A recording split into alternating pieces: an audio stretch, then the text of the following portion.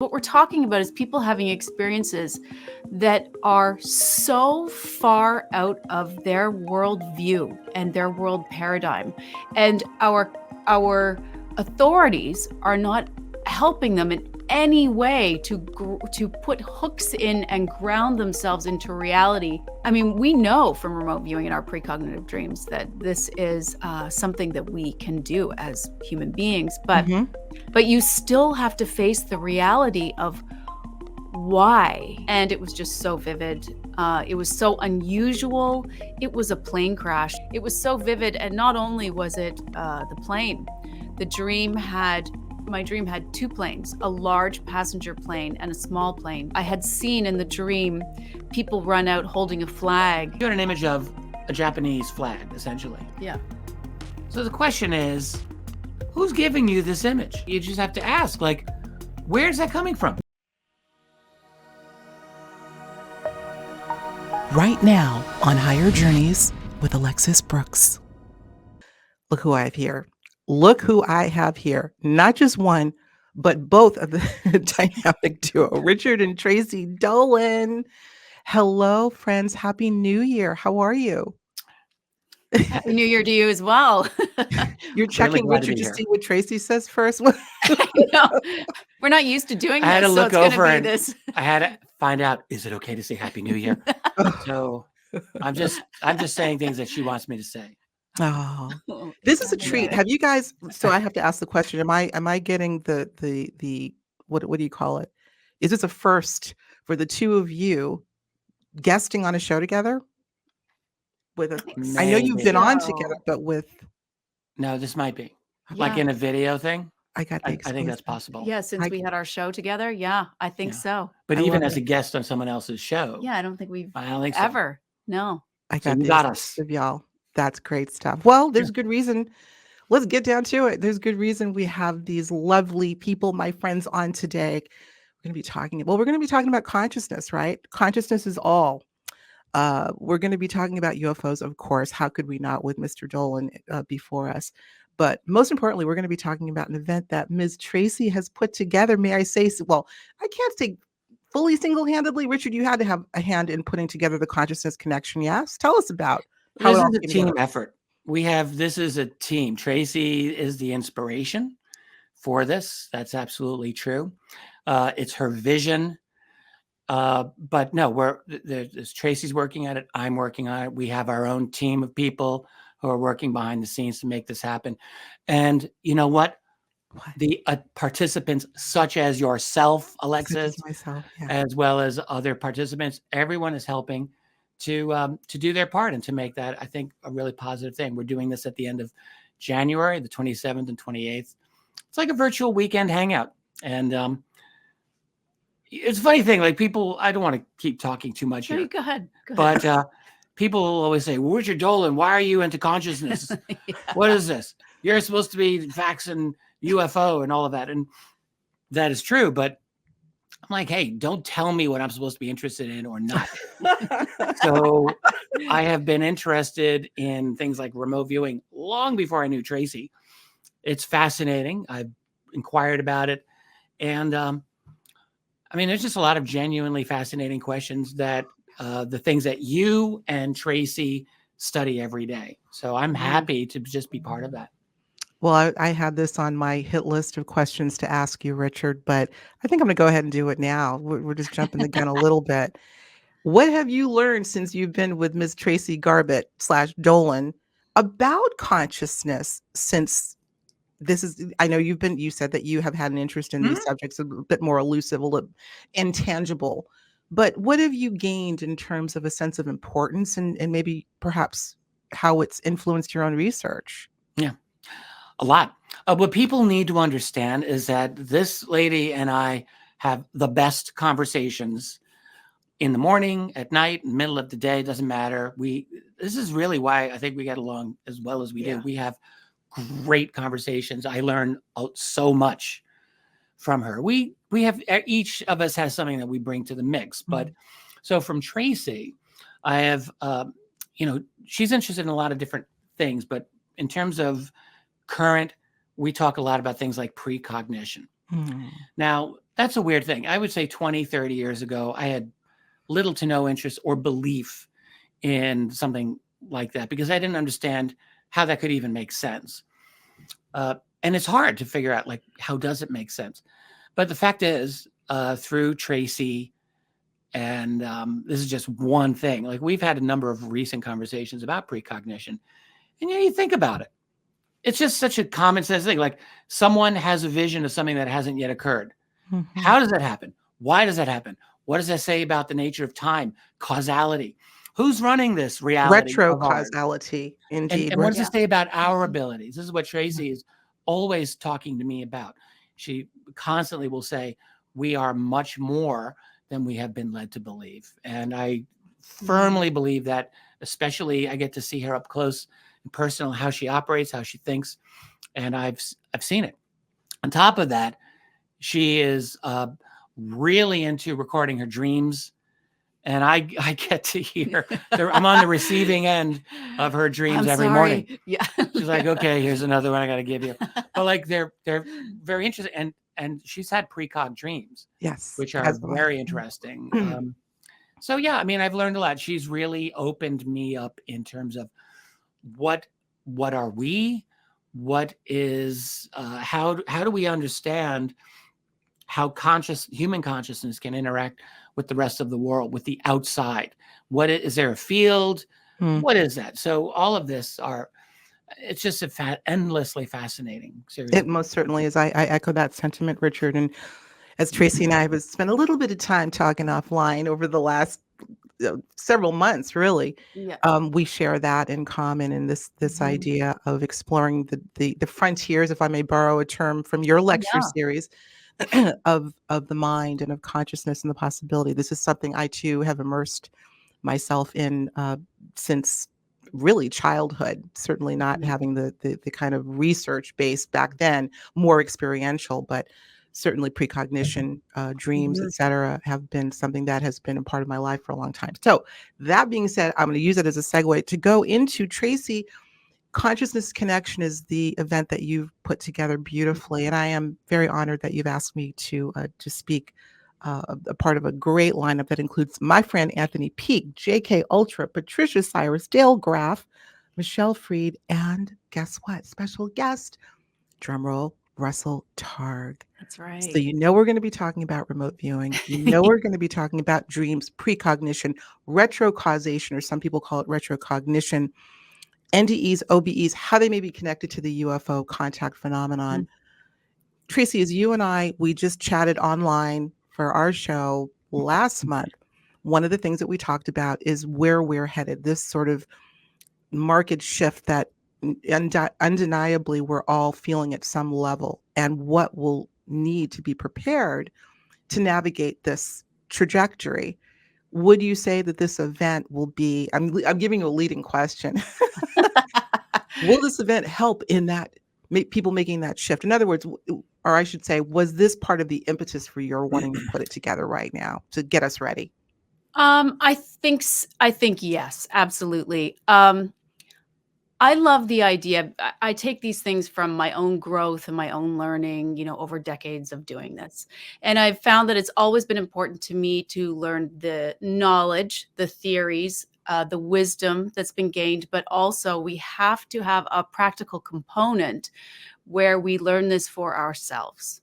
We experience, we go outside of the argument that's out there of whether these things exist, whether remote viewing is real, whether, precognition is real. We go outside of that and we try these things for ourselves. So I wanted to have the balance inside of this of, the theory, the thinking, the thought leaders who are really pushing the envelope, the people like Russell Targ and Dale Graff and Patricia Cyrus and Anthony Peak and everybody else who've been really digging at and thinking about consciousness in a particular way, looking at it over years, looking back at all the experiments that they've been involved in, the official experiments, what they have learned from this.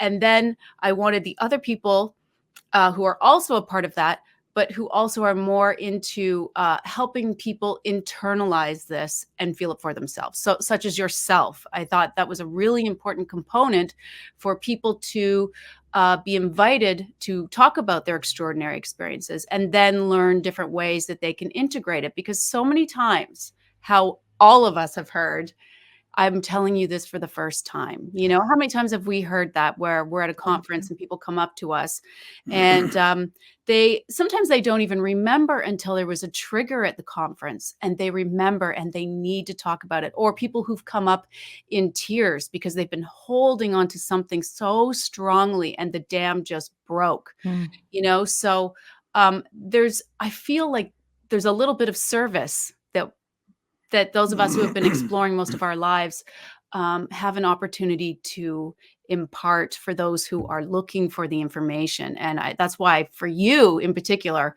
I think your lecture workshop is one of the very important parts of this conference.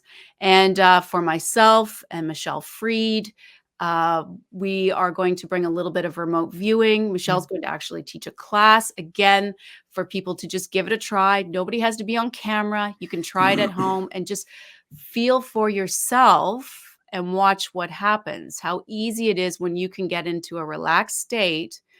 Your brain is able to tap into the greatest, I don't know what to call it right now. Field. This field, the consciousness field, and see that we are all connected.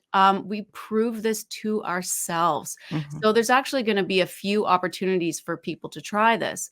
Then we're going to have things like Dale Graff and Patricia will be offering some ways to help people or suggest to people how they can try cultivating precognitive dreams themselves. I think I Russell love is that. also going to talk about this because surprisingly, even though they don't fully overlap, they're all into this. It's, you know, it's such a fundamental question because you're going outside of time.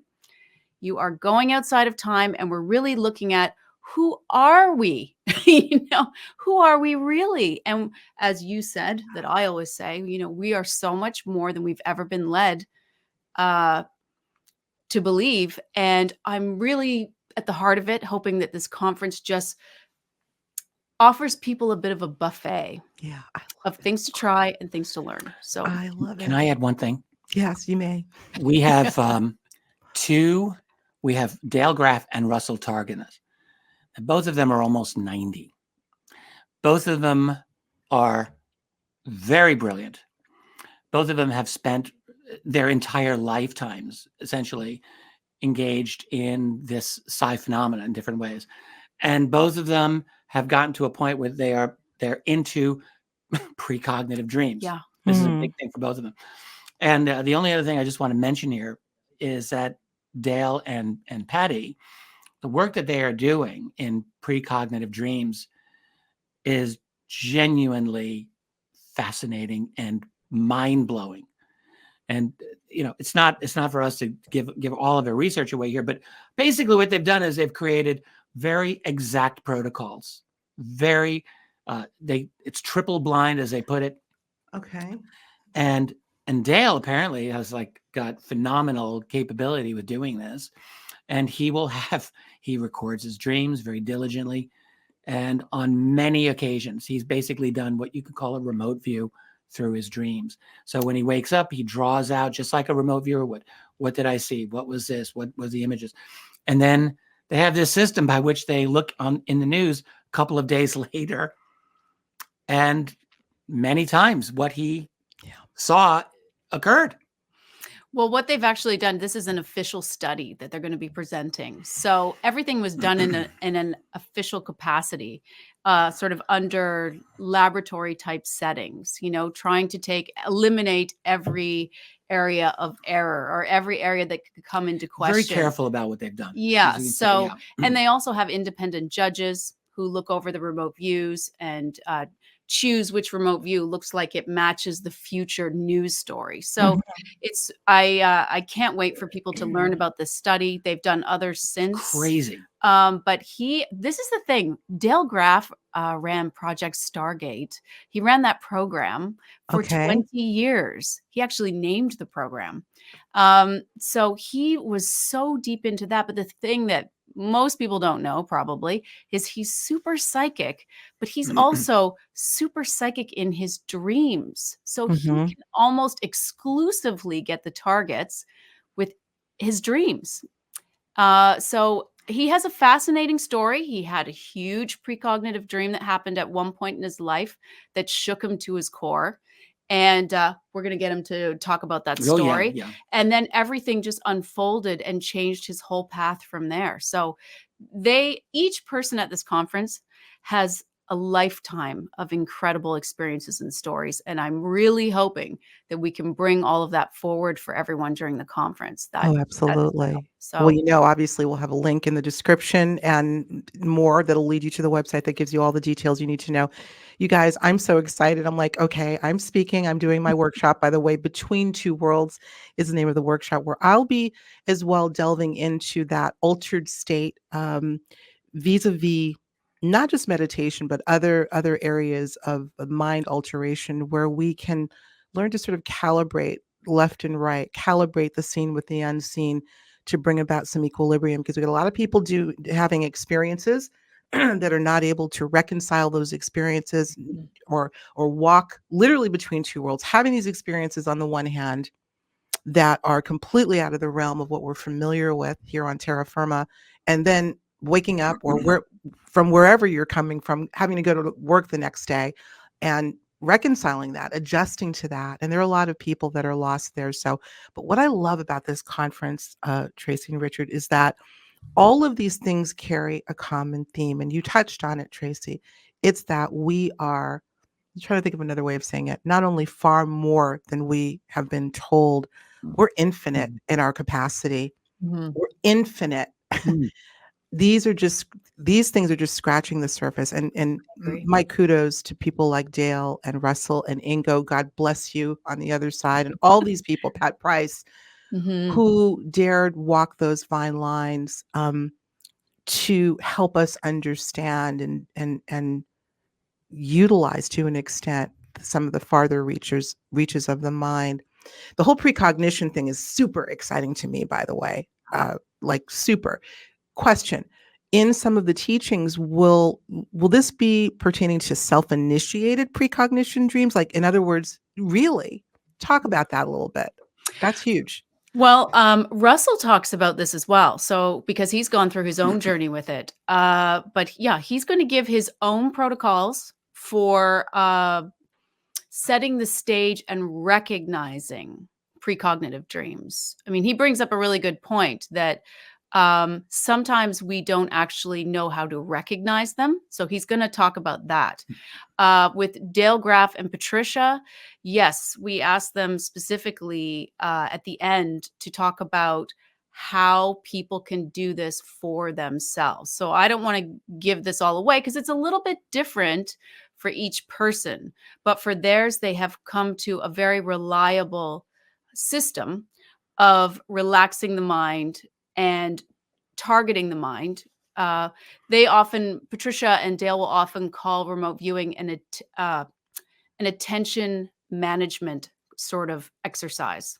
And so they will speak sort of specifically to that, priming the pump, priming the mind before sleep, and just the protocols that they go through. And it's a little bit different for each of them. So that will be really interesting. And it's kind of a way of like training the mind, basically, right? Am I wrong here? You're going through a process of these protocols are designed to train your mind over a period of time, I would think, so that you can kind of get into that mode. Well, yeah, I mean, maybe? It's different, right? Because it's in dreams. So it's not like conscious remote viewing where you can really control what the mind is doing, prior to. But couldn't it be like if you're like, I just got to think, you're going over this over and over. Like you can tell before you go to sleep, could you, because I've heard people saying like, I can will myself into, I want a lucid dream, and people will talk about this. And then eventually from what I hear, I haven't done it. Some people will do that. So I'm just wondering if that's going on, a little bit of kind of Willing. conscious mind training the unconscious Oh, mind. for sure. For sure. And there's different known ways to sort of attempt to induce it, just like with lucid dreaming. People will focus on their hands. There's different ways to sort of prime the space before you go to sleep. And even for myself, one of the things I talk about in my own lecture is an experiment that I did on myself to increase my lucidity in my dreaming. I wasn't necessarily aiming for lucid dreams. I was aiming to increase lucidity overall. And one of the unintended things that happened was that I started to have more precognitive dreams. It was it was completely unexpected, not what I was going for. So I'm going to share in my lecture the things that I did during this experiment that yielded this result. And so it happened during the experiment. But then since then, I have done some other things, and they have in fact yielded, just in this past week, the biggest precognitive dream I've had in my life. So, Really? Which you're not going to share here, of course, because you got to come to the give a conference. little I think it's Teaser? fair. I'll give a little teaser. I can vouch for it. Well, we should just mention the Japan airline crash that happened about a little over a week ago. Not a happy thing, not a happy thing. And I don't know why it happened either. But this is another thing that's going to be part of the lectures, is scoring yourself, right? So when you have a dream, of course, you never know that it's going to be precognitive. Right. And so there have to be ways that you record it in the morning. There's a need. I mean, the only way you can start talking about this is there's a need to record. You know, you have to be recording your dreams because you never know when they're going to be precognitive, right? Right. So this particular morning, I was doing what I always do. So I get up early, pre-dawn, and I do a large meditation. But if I have a significant dream that has certain qualities that stand out to me that I'm suspicious of, because once you've seen this, you start to see a little bit of pattern in yourself. Correct. You start to recognize your own subconscious language, which is another thing all my lectures are about. Doing these things to learn your own subconscious language. But so I recognized some of these traits, and it was just so vivid. It was so unusual. It was a plane crash, and it was detailed. So when I have something like that, I don't even leave it to writing. I voice record it to timestamp it. Then I draw it out in my journal. And then as soon as this one gets up, he can't even open his eyes, and I'm telling him about it. So I actually did that, forgot about it. This was on January 2nd. And on January 3rd, this is so funny, I was watching a lecture of Dale Graff's online at night. And he was talking about one of his biggest precognitive dreams that had to do with the plane crash. And in that moment, I remembered, this is January 3rd, I remembered I had the dream of the planes. And I paused it and thought, I never even checked the news, and I thought, I doubt there's anything, because we're so busy. We're, sometimes we just don't look, right? And Googled it, and all over the place, it was this huge, crash. What was your response what was your first reaction when you saw it? She interrupted the live stream I was giving for our website. That's what she did. I did. I was in shock, honestly. And because, I mean, how rude is that? No, it was not. No, but I would never normally do it. But my reaction was so authentic. I was just, absolutely. I was so surprised because it was so vivid. And not only was it the plane, my dream had two planes, a large passenger plane and a small plane. And all of the people in my dream were outside of the plane and safe after it landed. From the large plane. And the small plane, they were all inside, and they were super calm and mellow, and they were all wearing suits, these white suits. So I actually thought it was the space shuttle and astronauts, but I had the two planes. And then the final piece was, I had seen in the dream people run out holding a flag, and it had a big sphere in the middle of it, which was, the Japan flag. Japan flag, that's right. Yeah. Yeah. And so it when this happens, it even though people like you and me have been studying ourselves forever, Mhm. it never you never get used to when something like this happens, especially in reality, and it has to do with the well-being of people. And thankfully, I mean, this is a terrible thing to say, but thankfully, all of those people survived. There were 5 that did not, but Right. it could have been much worse. It was called one of the most miraculous saves of human life. And but you wonder, I mean, we know from remote viewing in our precognitive dreams that this is something that we can do as human beings, Mhm. but you still have to face the reality of why. Right. Also, and let me just say that she had this very definite image of a Japanese flag in the dream. And I Mm. remember Tracey told me all about this before we had any inkling. And I'm not sure if it was literally precognitive in your case, right? We Oh, talked about right. this So this because is you woke up a couple of hours after that event, but we had no knowledge of it. So psychic, precog, whatever. But right. here's the thing that I want to just emphasize. You had an image of a Japanese flag, essentially. Yeah. So the question is, who's giving you this image? Where's this coming from? Okay, this is now we're getting We're getting this into some serious, We're like going into Alexis symbolic. Tracy which I territory. oh, This I is deep stuff, right? this Yeah. is right up our alley. Well, let's you know what? Indulge us, journeyers. Let's stay here for a little bit, Tracy, because as you see me nodding voraciously, it's because precognitive dreams for me has been really the bedrock of my Mm. what you would call psi experiences. And I'm recalling a dream. I'm not going to go into I have a ton I could share with you, but I just want to put this out there in terms of plane crashes, particularly Egypt Air. And I'm trying to remember, this was many years ago, the big Egypt Air You crash, probably remember. 90s ish, I want to say, I have early a vague 90s. memory of this The as well. encyclopedia right here. I And can't remember offhand. yeah, we'll look it up after, and maybe I can even put it in post. But I dreamt of that crash prematurely or precognitively, and I remember elements. I won't go into all of it now, but I remember elements. I was literally on the flight, walking down the aisle, and but I was on it, but wasn't. I was there as an observer of what was about to go down. I have it Wow. written in one of my journals somewhere. Wow. Oh, Wow. absolutely. I've had several precogs having to do with disaster.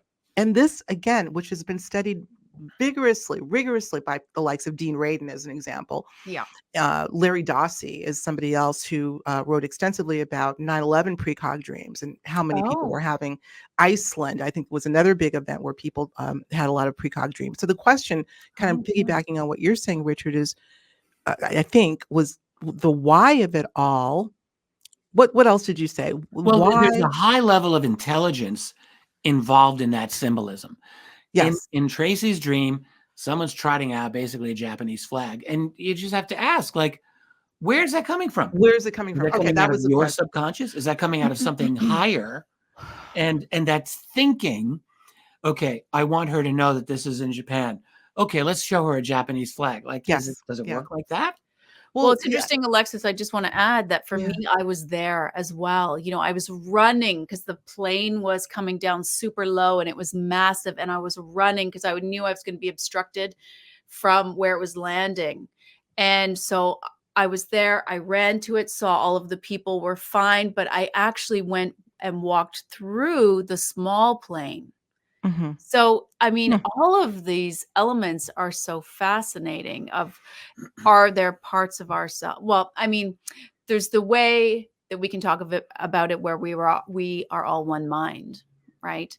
But then why does this part get separated out and some people get it and some people do not? Absolutely. And Yeah. why is it these disaster events? I mean, I think we can surmise the disaster events. And why this disaster event out of so many Exactly. others? Yeah. Yeah. Right. Because we know that disaster events have large energetic Emotional. signatures. Yeah, emotional Yeah. signatures. Thank you. We know this from the random generator Mm. uh, Oh, yeah, experiment that's right. going on all over the world. So they saw this with 9/11, that there was this huge emotional imprint that started almost, I think, 11 or 12 hours before. And that's when there's an emotional imprint that actually will enhance your ability to pick something up, right? Right. I Is that think right? for those of us who might have been, I don't even want to say that we were necessarily cultivating this, because there are lots of people out there that don't work on decoding their minds at Right. all. And they might perceive this as well. And perhaps all of us are able to perceive it. It's just a matter of those of us who have cleared some things away, perhaps, and we can perceive it a little more easily. I don't know, but it's endlessly fascinating, because it really makes us think more deeply about who we really are, especially when everything crazy is going on in the world right now. Absolutely. I think it's Yeah. nice to bring it back to who we are. We don't even know. Who we can be, who we can become. Yeah. In terms of going back to your question, Richard, where is this coming from? That begs a cornucopia of theories, from Sheldrick's morphic fields Mhm. to the 0 point. I mean, they all kind of boil down to the same fundamental idea. David Bohm addressed this in his, oh gosh, help me with the book. I can't, it just left I me can't that. remember. Anyway, this idea that there's a fundamental something that we are all tethered to. That something includes all things, past, Yeah. present, and future. The Akashic addresses it. There's it's been called many names, but somehow we are tethered to it. We can attack the how or why some people have more of a proclivity to it than others later. But the what of it all could be the consciousness of that field Yeah. that not only knows all of that, but knows us intimately. Why were you given these very specific symbols? Somehow it knew that your consciousness would attach yourself to the significance of that or remember that. Mhm. Oh God, I could talk about this for Oh my You know, gosh, we so should long. sometime. my own We thought should. is that I believe now, at this point in my life, there's a consciousness field that is out there. Call it God. Call it God. A divine intelligence, a high level of intelligence that permeates all of existence. I just think we're like a drop of water in the ocean. That's Really what William I Blake think. said. So That's what William Blake said. We yeah, are like, and when this body dies, the drop goes into the ocean. yeah. Maybe, yeah. Yeah. But somehow we're connected to that ocean, even in these bodies, I guess. And I don't know how it fully works, certainly. And I don't know fully how time works. I mean, has everything that ever has existed and will exist currently existing right now all at once? We've had, this is one of our late night conversations, early morning Yeah. conversations. And is it true? And honestly, I think probably it is true. I think probably there's a future that's been done. There's the past that's still with us. And we're just, it's all like it's a mountain range. And when you're in it, as we are, we see ourselves going up and over in mountains. But if you have the perspective of God, as it were, you step back and you see, oh, it's all really one mountain range, past, present, Absolutely. future. Right. Many people who have reported OBEs, whether spontaneous or self-initiated, have talked about this lack of perception of time, including not just time, but space, being able to see what's Yeah. behind them, having a 360-degree view. So there's some states of consciousness that clearly catapult us out of the confines or the construct of time. So, who's to say? I've always found the idea of time, or the lack thereof, as we know it, linear time, fascinating. And that's something that I studied very, very young. But speaking of OBEs, I got to get some plugs in here. Anthony Peake is going to be, I love his topic, you guys. He's going to be talking about the possible link between OBEs, NDEs, and UFO encounters. This is something that FREE, the Foundation for Research into Extraterrestrial Encounters, who since changed their name, did an extensive study on with some amazing results. So this is something else, again, bringing this common thread of consciousness throughout all of these disciplines and all of these anomalies of reality, and coming up with some conclusion, which, Tracey, I think you've said, we are so much more than we give ourselves credit for. Anthony, by the way, is going to be on the that guy. Yeah. Very original thinker. Yeah, he has Anthony? an amazing theory of reality that hopefully Oh, he'll discuss on your show. It he's is going to be on next week. Yes. Really smart guy. Yeah, so delighted to have Anthony on. So he'll be on next week. But let's kind of toggle before we close out. We're not going to go too long. By the way, we're going to go over to the after show. We'll tell you in a minute what we're going to be talking about, which is what I'm going to bring up right now. And that has to do with this, Richard, because you're part of this too. You're going to be emceeing this event. But here you are coming from the world. I call it the mechanistic aspects of the UFO reality. Yep. The lights in the sky, the government cover-up, of which is multi-layered, extraordinarily complex. And you've obviously done a stellar job in kicking the tires on what the heck is going on. But as you have dedicated so many years into this part of the conversation, then we've got this other conversation, which has to do with the experiential aspect of reality. Do you see a convergence at some point coming on? Because these were two completely different camps. These, the thinkers over here versus the experiencers over here. Has Tracey helped with that? Or what are we seeing here? Do you think she absolutely has.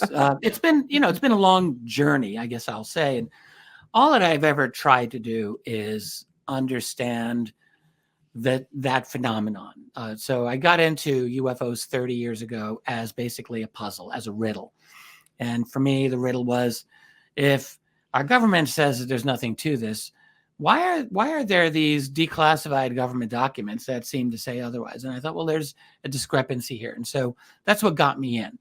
And I love a good puzzle. That's really what my most fun thing is, like figuring things out. Yeah.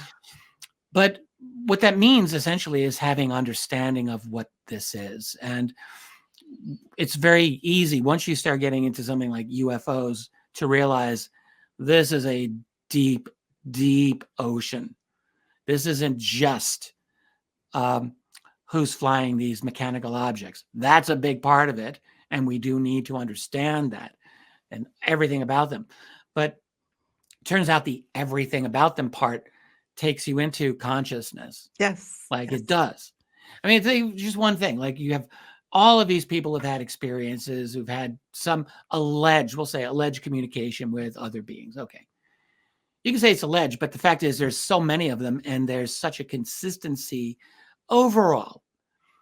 There's variations, yeah, but there's a lot of consistency. And one of them is telepathic communication. And, I could take the role of a highly skeptical scientist and say, well, this does not fit my worldview and it doesn't satisfy my criterion for a proper experiment. Therefore, I'm going to discard it. That's what a lot of them do. But what if you're dealing with a phenomenon that's just a little bit more difficult, a little bit more advanced, and furthermore comes from an intelligence that's beyond us? Mm-hmm. Are we really going to be in a position to take all of our tools of observation and analysis? Are we really going to be able to understand that on their level? Insofar as, what if they, they're just operating on this level and we're not there? So I think we'd be very foolish to discard this information that many, many people are getting. Mm-hmm. And I can't say that we know for a fact that all of those communications people are having are accurate or true. And I've met a number of people in my life that I just did not believe. But I've met other people where I not only believed them, but I think that they were, very accurate in what they said. And it's a judgment call, I admit, but what else do we have? I feel when you're dealing with a very difficult subject, which this is, let's get our information from where we can get it. So anyway, to answer your question, what we have learned when a human being has a telepathic or an apparent telepathic connection with another alien being, that says several things. One is that it says something about them. They have this ability, whether it's innate or technological, they can do it. It says something about us too. The fact that we can receive such things Indeed tells us we've got something going on that we don't normally activate. And so that's worth knowing. We should know about that. Why go through an entire lifetime, your whole life, and you're simply in reactive mode? You're like, I got to do my job. I got to pay the bills. I got to cook dinner. I've got to, and then you study your little things here and there. But really to go deep. That's difficult. And hey, we all have an opportunity to go deep into some of these issues. And for me, it's just what a waste it would be not to continue asking these questions. Like, what are we? What is this time that we Right. find ourselves in? I don't know if I'm sure I will never get to the core of all of the answers that I want, but hey, I may get a couple. I may glean a few. And it's really the rewarding thing is the journey itself. That's No what I find. question.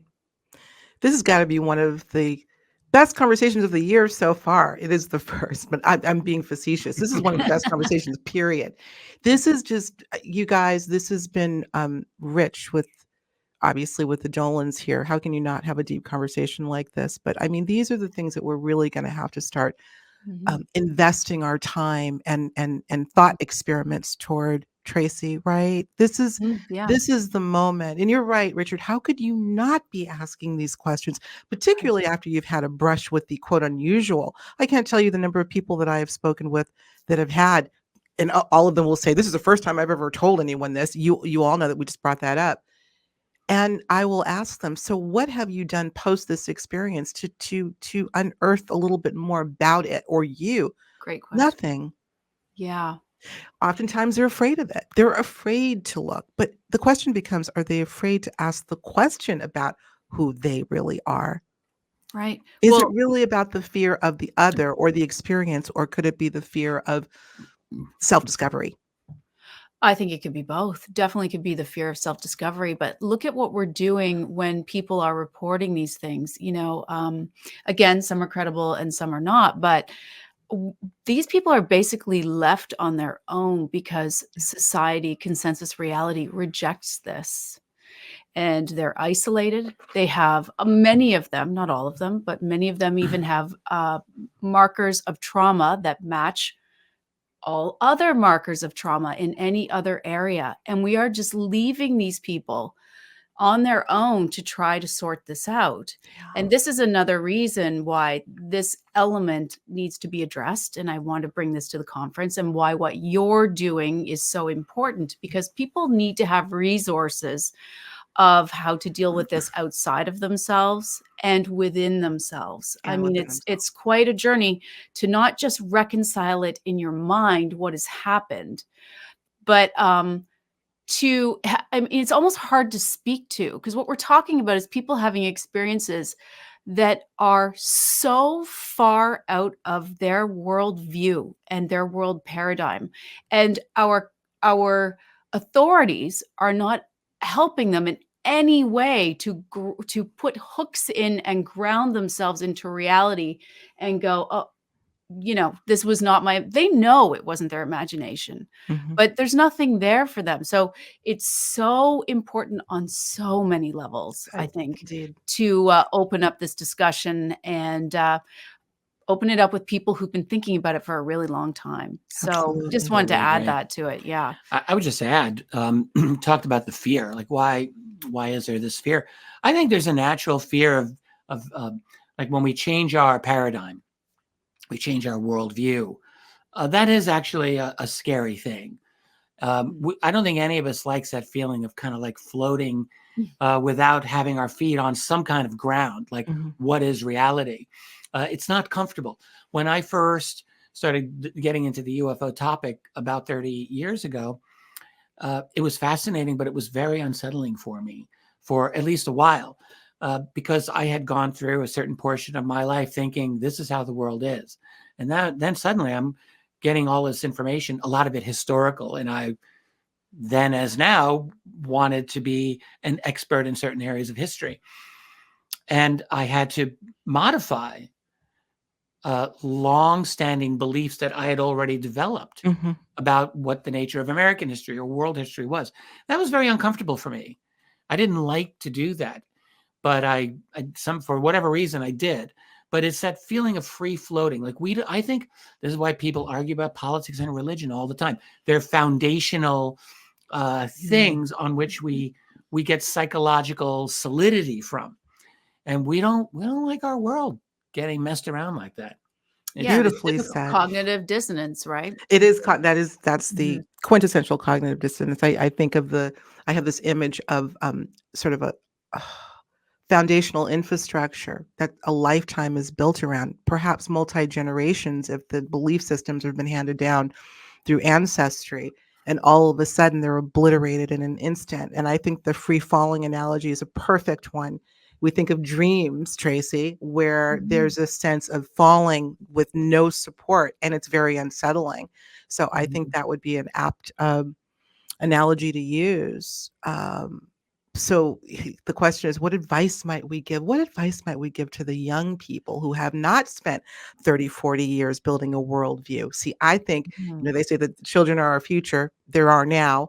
But I think the young people particularly are the ones that are not only the most ripe to embrace this larger perspective of reality, but are coming here with a larger perspective of reality. Look at the quote, new children, or, we have different names for them, that already have a proclivity toward these ideas.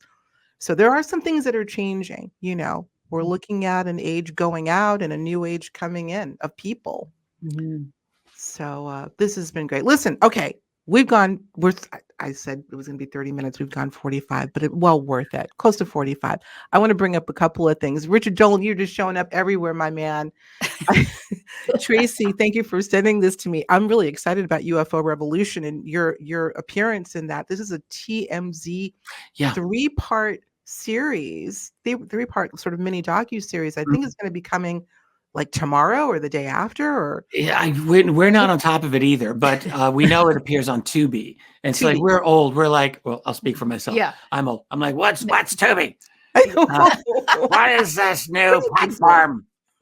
But apparently it's big, and everyone's like, yes, Richard, is pretty damn big. Yeah, we were asking people to. So it's on Tubi, and I think it was really good. Like when we first were contacted by TMZ, they wanted to shoot me for this. Once we realized, we're like, really, TMZ? Like, because they have a very sensationalistic reputation. But it turns out they were quite serious about this. And I will say, when they came here, they shot me in the living room with this, and they were questions were good. The questions were like exactly the right kinds of questions for me. They were well educated, and they were deep into studying Richard, a year and a half in, I think. So they were quite so that was good. And others, of course. Because it was good to participate in that, and we haven't seen anything other than the trailer, but the trailer looked interesting. It looked great. It is out. The episode 1 is out. Just so people know. Yeah, we haven't seen it yet, but it's there. That's great. It's somewhere out there. People, go find it. We'll have a link. I know what Tubi is, and Richard, you and I are about the same age. I know what Tubi is because it's an app on our television. I never downloaded it. I do recall seeing it. It's kind of a big deal. Yeah, all of them are now. Yeah, we didn't realize, but for other people who are here that may not know, apparently it's like a free Netflix, right? It's a free streamer. Yeah. Something like that, yeah. But I think maybe it has ads. I don't know how they do it, but it's free. So if people want to check it out, they can. Absolutely. Shout out to Tubi. You got yourself a free plug, but all well worth it because your UFO Revolution, I think, is going to be quite the interesting special, along with so many others that are coming out right now. Richard, we got another briefing, right? Congressional briefing from the coming up from where? It's coming up from I had it written down here. It's coming up Friday. They're going to be right. And it's the House Oversight Committee. Oversight Committee. Thank you. And that'll be on the 12th on Friday. Leading that group is Tim Burchett, but he's got a lot of other, Anna Paulina Luna, and lots of other folks, Jared Moskowitz. So a number of them, these are Republican and Democratic members of the House, will be briefed on, this is a classified briefing on UAP. That's really all that we know. We just know that there's going to be another briefing on this. And whether or not we, the public, are going to hear everything about what is said there is the great question. I imagine, I think Burchett, I think most of these people, these members of Congress, to me, they seem very genuine in their desire to get real information about this. Because I think they realize they've been out of the loop too. That's the thing. they're not part of the cover up. They realize Congress has been pushed almost out of government in many ways. And so I think some of them are thinking, I don't like this. So they want some answers. So I suspect that if there's anything really interesting, we may get some glimmer of it, but whether we're really going to get classified stuff, obviously that Oh, I it's a don't think that's limited gonna happen. hangout, you guys. Come on, it'll be. I think so. Sorry for jumping on, but well, Oh, you know no, what? How but how that could about be we? it. Yeah, could be. How about we go over to the after show and go a little bit deeper into it? Yeah, What Let's do you do it. sounds say? good. Let's do that because there's more to talk about there. And again, what I started to say is this sort of juxtaposition between the timing of the Tubi thing coming out. Here we go again. I got to bring it up, and this oversight committee hearing, not hearing, a briefing. Yeah. You know, this keeps happening, you guys.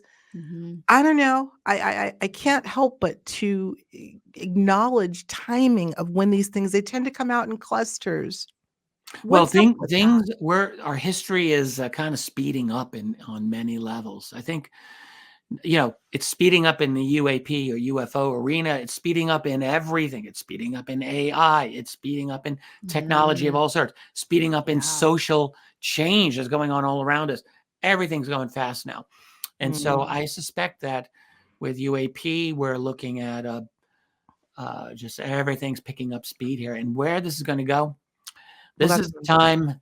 If you're a spectator, get the popcorn, get a front row seat because there's a Right. lot that's going on That's a lot that going you'll on. want to know about.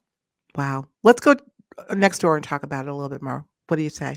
Yep. Sounds good. But before we do, you guys, I'm so excited to be a part of this event. The 27th of January, 27th and 28th of January, we will have a link. They've got a beautiful website, beautifully done on the event. And it's going to be, speaking of, this will be an unlimited hangout. How about that?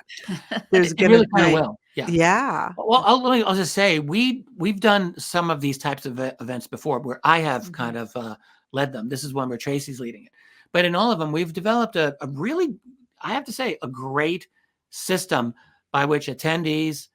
It's almost like a conference where you're there in person. I mean, not exactly, but we really try to approximate that. So there's a live, wide open chat All the experience way for through. Oh, all the love it. attendees. All the way So through. they can talk and yell and do whatever at each other. We do have moderation there.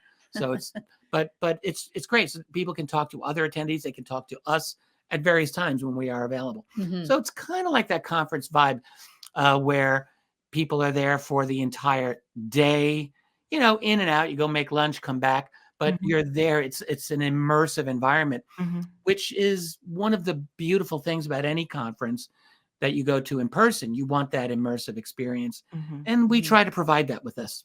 I just want to add another kind of neat thing is when speakers are there, some of them have already spoken about wanting to watch the other lectures, and they have the opportunity to be in chat with everybody else. So for people watching or people who are going to be there, that's something to look out for, Mhm. because they're thinking about all these things all the time. And so a lot of those people will be in chat. I may drop into that chat while you're We talking. You we never know. and I hope I can't see it. But in the morning and at the end of the day, there's also this continues, but at those times people have the option to turn their cameras on, and they Mhm. can sort of have some FaceTime with other people and have dialogues that way. So it's kind of a nice way for people to integrate. And there's a few other things. We'll see if they come together. Mhm. Maybe some fun polls and Oh yeah, no, we're little thinking tidbits of nice things to throw in there, make it fun. that are going to happen during it. So we'll see. But we're really looking forward to it. And we have everybody that we've picked, I think, has something really unique and special to share with everyone. So we're Mhm. looking forward. Absolutely. Guys, I'm going to tell you something. We're not live, but we might as well be because we're both Tracy, Richard, and I, and my husband Derek, are dealing with some crazy weather. We had to stop kind of in the middle, huge thunder, pow, and 50-mile-an-hour winds, and then we lost internet. So please forgive us. This is going to be maybe a little choppy in post-production, but we'll do our best. We were winding down. Tracy, I'm going to have you say the final word, and then we're going to go over to Patreon before we lose power. Right. Tracy, Richard, final words, and then we're going to Patreon. If you get a chance, come and check it out. We tried to make this as reasonable as possible for our conference, but there are amazing speakers. I We eat want cheap. and yeah, and we're trying to create a sense of community. And I think we've put together something that is going to be really worth people's while. And we hope to see you there. Yeah, I could not say, you said it perfectly. You'll have a link for this below, but Yes. people can always check out our website, richarddolanmembers.com. At the very top, we have a banner, Tracey's face. You click it and it'll take you right there as well. That's right. It's Beautiful. really easy, but I'm excited. I think I tell Tracey every day, like, I think this is an exciting conference, and I'm very proud to be part of it. As the MC, I'm just happy to be there with all of you researchers who have been doing the hard work. Yourself, Alexis, my wife, and all the other people who are going to be there.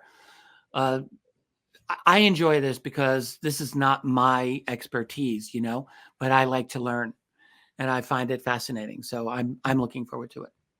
You heard it from Richard Dolan. There you have it. Well, thank you again, and honor to the both of you for having us all. It is going to be fun, and you better believe I'm going to be one of those people checking out the everything on precognition and retrocausality. We didn't even get into that, you I guys. know, yeah. Can the future have an effect on the past? Another We thing that will has been, be addressing that. Woo! I know. Don't Mhm. miss it, you guys. Don't miss it. Link below. We're going to Patreon before we lose power. So, mwah, love you. Thank you, Richard and Tracey Dolan. Bye. Our pleasure. Thanks.